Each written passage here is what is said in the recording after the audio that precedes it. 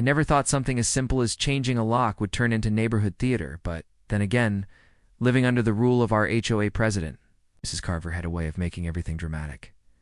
It started on a humid Thursday afternoon. The lock on my front door had been sticking for weeks, and after nearly 20 minutes of fighting with my key, I decided enough was enough. I bought a new deadbolt, grabbed my screwdriver, and set to work. Simple home maintenance, right? Not. In our neighborhood, no sooner had I removed the old hardware than I heard the sharp click of heels on pavement. I glanced up, and sure enough, there was Mrs. Carver marching across my lawn like a general about to storm enemy territory. "You can't do that," she screeched, pointing at the half-installed lock as if it were some sort of weapon. I paused. Mid-turn of the screwdriver? Do what? Fix my door? That lock is not HOA approved. All exterior hardware must be uniform in color, style, and finish.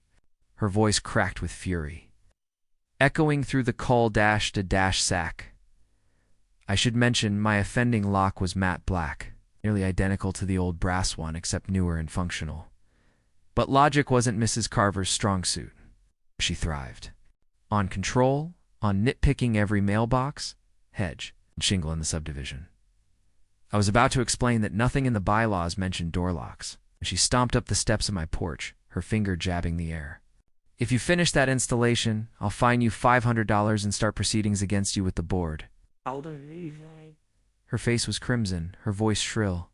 That's when a deep, calm voice drifted from behind her. "Ma'am, I suggest you lower your tone." Mrs. Carver froze. I leaned slightly to the side and caught sight of Sheriff Daniels, who happened to be standing on my back deck.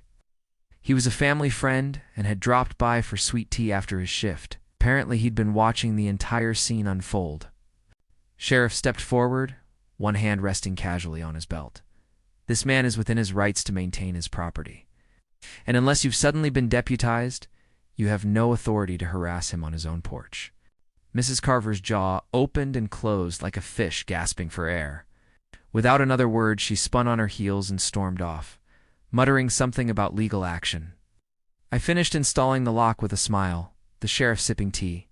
On my deck, like nothing had happened, for the first time since moving in, I realized I wasn't alone against the HOA tyrant hand that felt better than any new deadbolt ever could.